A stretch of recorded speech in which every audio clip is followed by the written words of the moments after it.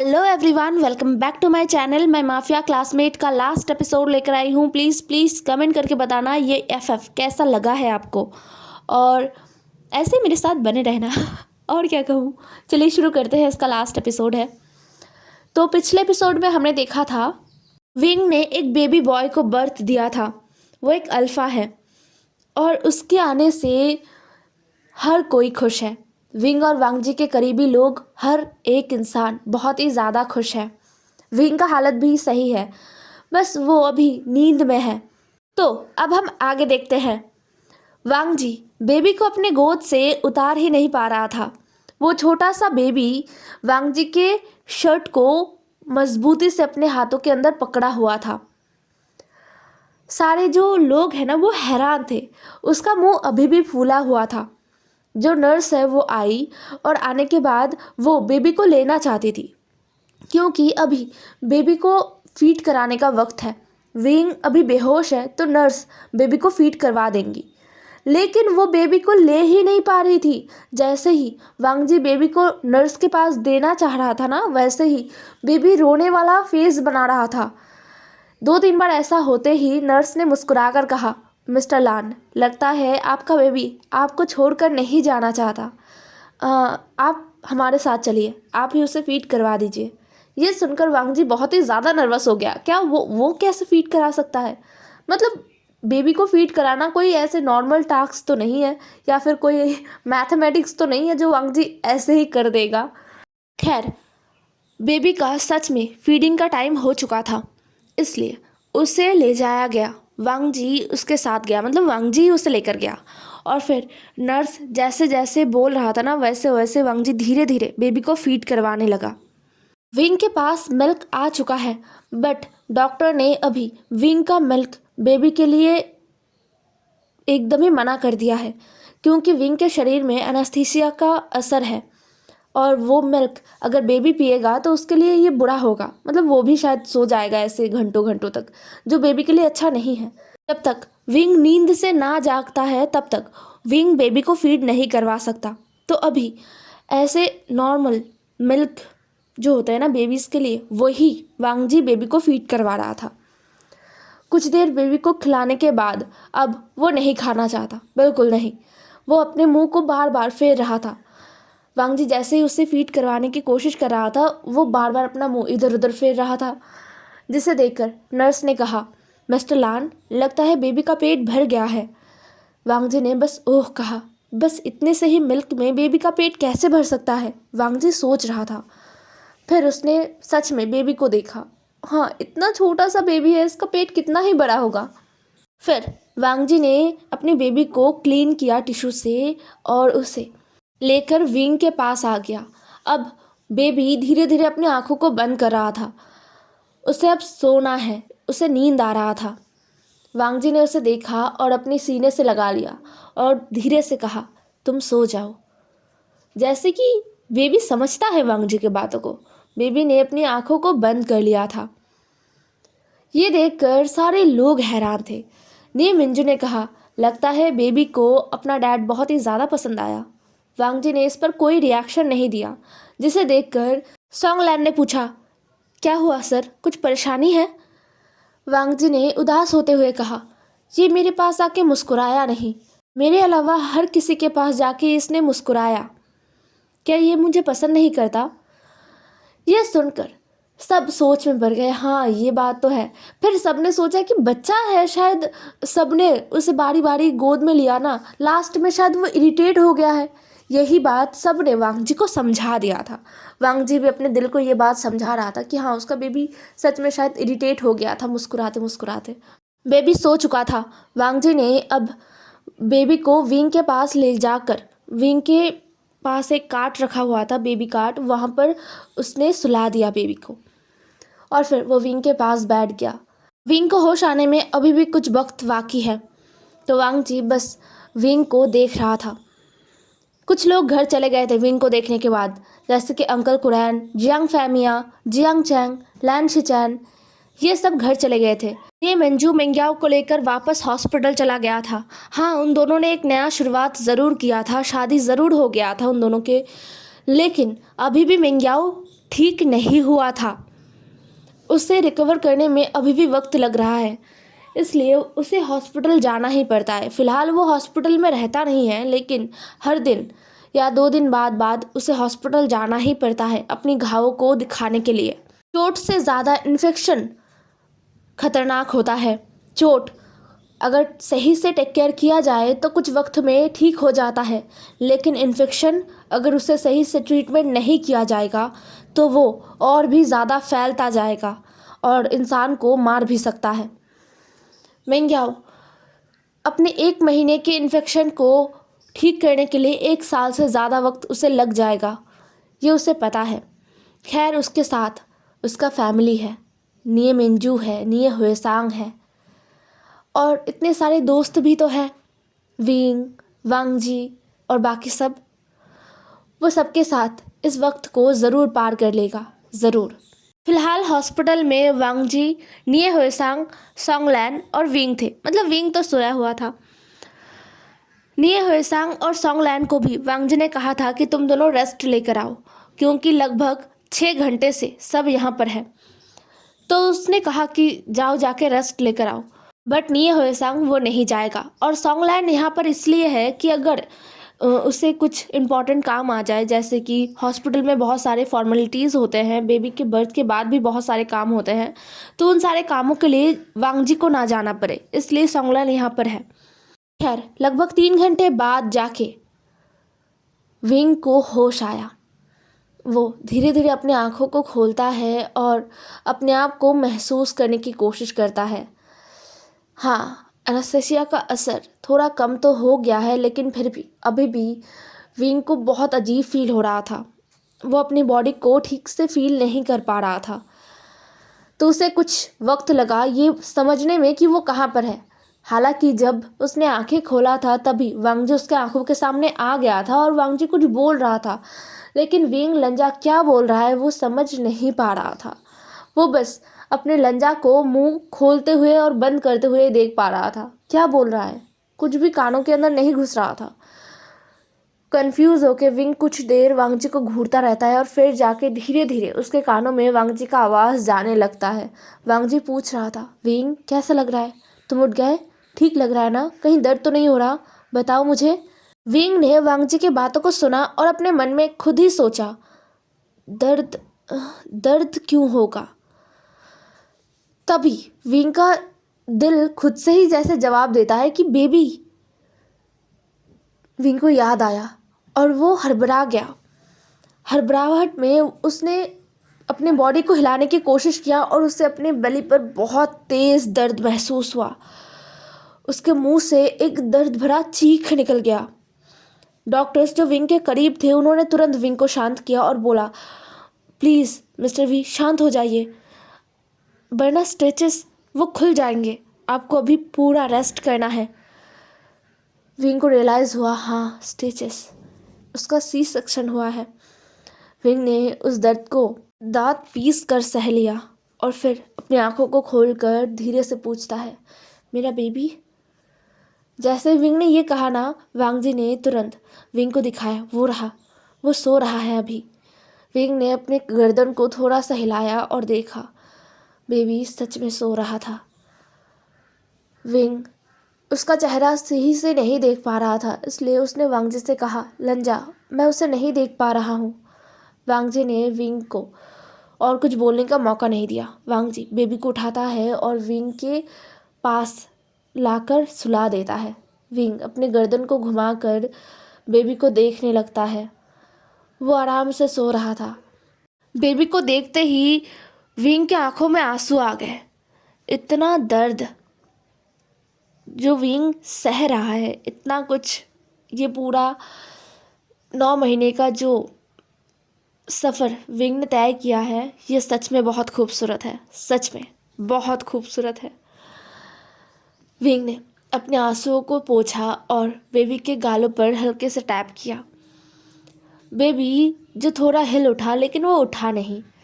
फिर विंग ने मुस्कुरा कर कहा, क्या तुम्हें ये पसंद आया लंजा?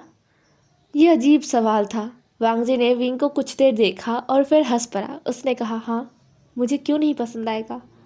फिर विंग ने बेबी को देखते हुए पूछा, क्या सबने बेबी को देख लिया?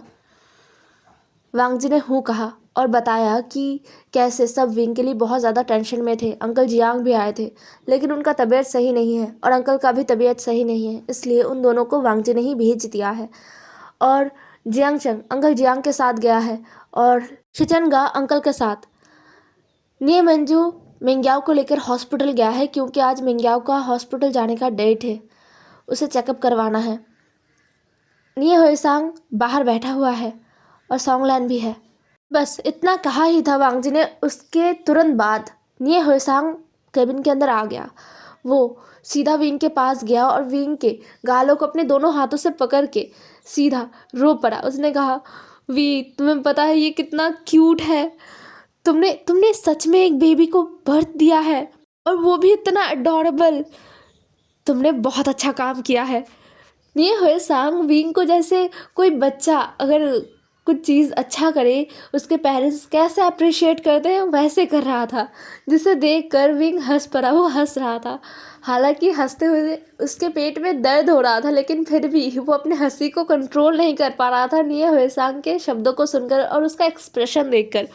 वो जेन्युइन एक्सप्रेशन था, ऐसा नहीं कि निये हुएसांग नाटक कर रहा था, बट फिर भी ये बहुत फनी था।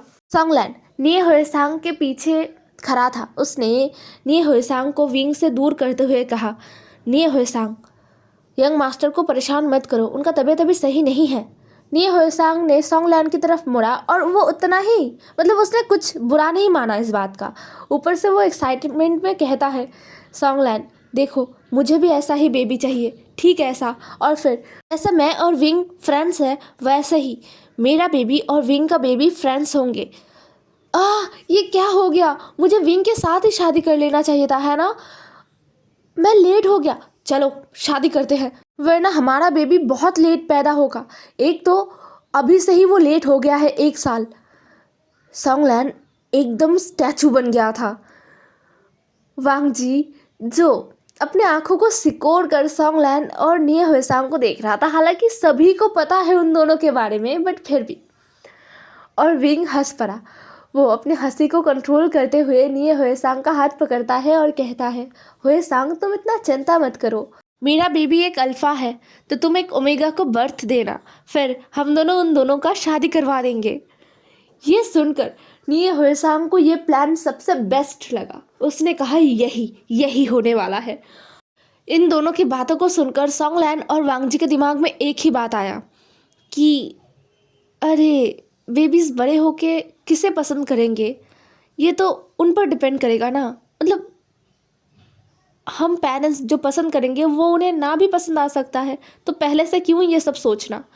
बट इन ओमेगास को ये कहना बेकार है, मतलब झगड़ा ही हो जाएगा, तूफान आ जाएगा, तो वो 2 अल्फा चुप रहते हैं। यहाँ से हमें लगभग 15 दिन बाद का टाइम दिखाया जाता है, जब विंग काफ़ी ज़्यादा बेटर है। अभी आज उसके बेबी का नेम सेरेमनी है, थोड़ा लेट करके रखा गया है क्योंकि विंग का तबीयत सही नहीं था। अगर ये नॉर्मल डिलीवरी होता तो 1 हफ्ते बाद ही नेम सेरेमनी रख दिया जाता, लेकिन सिजेरियन है इसलिए थोड़ा लेट हुआ। हालांकि विंग पूरा ठीक नहीं हुआ है, उसे प्रॉपर ठीक होने में कम से कम 3 महीना लग जाएगा और अंदर से हील होने के लिए उसे लगभग 6 महीना वक्त लग जाएगा। खैर आज नेम सेरेमनी है, सारे लोग वेट कर रहे हैं बेबी के नाम को जानने के लिए, सारे गेस्ट आए हुए हैं। यहाँ पर भी जियांग चंग ने अपनी मॉम को नहीं आने दिया। यहाँ पर लैन कुरैन के कुछ करीबी रिश्तेदार थे और साथ में जियांग फैमिली आया हुआ था मैडम यू के बिना। और जियांग फैमिली में है ही कौन, जियांग फैमिली अकेले हैं और जियांग चंग तो अब लैन फैमिली का है। तो जियांग फैमिली आए थे और निये हुएसांग, निये मिंजू और मिंग्याओ आया था और सॉन्गलैन के फैमिली मेम्बर्स आए थे। आज सिर्फ बेबी का नेम सेरेमनी नहीं है, आज सॉन्गलैन और निये हुएसांग का एंगेजमेंट भी है और यहीं पर सब कुछ हो जाएगा। तो फर्स्ट लैन कुरैन ने बेबी का नेम रखने का डिसाइड किया। उन्होंने सबके सामने ज़ोर से चिल्लाया कि ये बेबी लैन परिवार का नेक्स्ट हायर है, लैन परिवार का इस जनरेशन का सबसे बड़ा बेटा। तो इसके ऊपर बहुत जिम्मेदारियां हैं और मैं ये भरोसा करता हूँ कि ये अपने रिस्पॉन्सिबिलिटीज़ को हमेशा निभाएगा, हमेशा। ये कहते हुए लैन कुरैन ने काट में लेटे हुए बेबी को देखा जो उन्हें देखकर हंस रहा था। उन्होंने उस बेबी को अपनी बाहों में लिया और सबकी तरफ देखते हुए कहा, इस बेबी का नाम लैन आयुआन रखते हैं। जिसे सुनकर सब ने ताली बजा दिया था। विंग को भी ये नाम बहुत पसंद है। एक्चुअली उसने कभी बेबी के नेम के बारे में सोचा ही नहीं। जैसे पेरेंट्स बनते वक्त पेरेंट्स सोचते हैं ना, लेकिन विंग ने कभी नहीं सोचा था। ये रिस्पॉन्सिबिलिटी उसने अंकल को बहुत पहले दे दिया था, बहुत पहले। उस दिन जिस दिन पहली बार लैन कुरैन ने विंग को लेकर कुछ अच्छा सोचा था, जिस दिन लैन कुरैन विंग को लेकर पहली बार बाहर गए थे और उन दोनों के बीच बातें हुआ था, जब वांग जी का मेमोरी लॉस हुआ था, उस दिन ही विंग ने बता दिया था कि आपको मेरे बेबी के लिए नेम सिलेक्ट करना है। वो थोड़ा सा ही, इतना ही था उनका, विंग ने बताया था और लैन कुरैन ने बस विंग को देखा था। उसके बाद इस बारे में कभी बात नहीं हुआ। लेकिन वो बात अब जाके लैन कुरैन को महसूस हुआ कि विंग सीरियस था, बहुत ज़्यादा सीरियस था। वो बहुत खुश है। अपने ग्रैंड चाइल्ड का नाम डिसाइड करना, ये सच में बहुत ज़्यादा खुशी भरा दिन है उनके लिए, बहुत ज़्यादा। फिर निये हुए सांग और सॉन्ग लैन का एंगेजमेंट हुआ। एंगेजमेंट में सॉन्ग लैन और निये हुए सांग बहुत ही ज़्यादा खुश थे। निये हुए सांग को लगा था कि उसके ब्रदर थोड़ा गुस्सा करेंगे, बट उनको तो पहले से ही सब कुछ पता था, सब कुछ। निये हुए सांग बहुत ही हैरान हो गया था, लेकिन वो साथ में खुश भी था, बहुत ज़्यादा। ऐसे ही दिन बीतते गए। अब युआन 1 साल का होने वाला है। वो धीरे धीरे चलना सीख रहा है, उठकर बैठना, फिर अपने हाथ पैरों के सहारे चलना, फिर धीरे धीरे उठकर खड़ा होना और फिर एक एक कदमों को फैलाकर आगे बढ़ना। ये सब कुछ युआन कर रहा था और ये सब कुछ हर दिन लैन फैमिली के लिए एक नया एक्सपीरियंस ला रहा था। कभी वो बहुत डर जाते तो कभी वो बहुत खुश हो जाते। सारे सर्वेंट्स, उनका खुशी तो अलग ही है, क्योंकि वो युआन को बहुत बहुत करीब से देख पाते हैं, युआन को छू पाते हैं। सर्वेंट्स भी सोचते हैं कभी कभी कि यहाँ पर नौकरी करना सच में अच्छा है, सच में। क्योंकि विंग कभी भी किसी सर्वेंट को मना नहीं करता युआन से खेलने के लिए या फिर युआन को छूने पर डांटता नहीं है। यहाँ पर जितने भी सर्वेंट्स हैं ये बहुत ज़्यादा प्रोफेशनल्स हैं और इन्होंने बहुत अमीर घरों में सर्व किया है। तो ऐसे अमीर घरों में अक्सर सर्वेंट्स को बेबीज़ को टच करना अलाउ नहीं होता है। वहीं पर विंग हर एक सर्वेंट को बहुत ही ज़्यादा रिस्पेक्टफुली देखता है, बात करता है और युआन के साथ भी वो खेल पाते हैं। इस बीच जियांग चंग 2 बार प्रेग्नेंट हुआ था, बट 2 ही बार प्रेगनेंसी टिका नहीं। कुछ प्रॉब्लम्स चल रहे हैं। हालांकि जियांग चंग सबको दिखाता है कि वो दुखी नहीं है, बट उसके दिल में भी दुख है। विंग जियांग चंग को समझाता है कि कुछ भी नहीं होगा, कुछ भी नहीं होगा, थोड़ा सब्र करो, सब ठीक हो जाएगा। जिसमें जियांग चंग बस अपना सर हाँ में हिला देता है। उसे कहीं ना कहीं लगता है कि ये सब कुछ ना उसके मॉम की वजह से है, क्योंकि अभी भी उसकी मॉम बहुत उल्टा सीधा विंग और युआन को लेकर बोलता रहता है। जियांग चंग अपने फादर के लिए बस उस घर में जाता है, जियांग फैमिली में, वरना अपनी मॉम को वो पूरा रिश्ता ही तोड़ देना चाहता है। कोई कोई इंसान मरते वक्त भी अपनी गलतियों को नहीं देख पाता है, वही मैडम यू है। मतलब सच में उनसे उनके बच्चों ने रिश्ता तोड़ लिया है, मतलब सही से बात भी नहीं करता। ये बात तो उनको भी पता है कि उनके बच्चे जियांग चंग और जियांग यानली जब भी उनके घर आता है तो उनका एक ही पर्पस होता है, वो जियांग फैमिया है। वो अपने फादर के साथ मिलकर उनसे बात करके चला जाता है। मतलब कोई भी उन्हें वैल्यू देता ही नहीं है उनकी गलतियों की वजह से, बट फिर भी वो नहीं सुधरते, बिल्कुल नहीं, वो सुधरने नहीं वाली है। और दूसरी तरफ मिंगयाओ जो प्रेग्नेंट था, वो अभी 3 वीक प्रेग्नेंट था और निये मिंजू बहुत ही ज़्यादा खुश थे, बहुत ही ज़्यादा। साथ में सारे लोग, विंग, वांग जी, ये सभी भी बहुत ज़्यादा खुश थे। ये होएसांग का शादी हुए 6 महीना हो चुका है। होएसांग अब सोंगलैन के साथ उसके फ्लैट में रहता है। सोंगलैन के फैमिली मेम्बर्स उसके साथ नहीं रहते। उसके मॉम डैड गांव में रहते हैं और वो गांव में ही कंफर्टेबल है। हालांकि निये होएसांग ने काफ़ी उन्हें समझाया कि हम एक साथ क्यों नहीं रह सकते, लेकिन उनका एक ही बात है कि वो हमेशा इस गांव में पले बड़े हैं, यहाँ पर उनका सब कुछ है। यहाँ से वो निकल कर शहर के कंक्रीट में फंसना नहीं चाहते। यहीं पर उनके लिए शांति है। बस सोंगलैन और निये होएसांग कभी कभी आए और उनसे मिलकर जाए, यही काफ़ी है। यहाँ से सीन शिफ्ट होकर हमें युआन के फर्स्ट बर्थडे को दिखाया जाता है। पूरा दिन जियांग चंग कुछ ना कुछ काम में बिजी था। मतलब आज एक पार्टी होने वाला है, फैमिली फंक्शन। युआन को लोगों से ज़्यादा प्रॉब्लम होता है।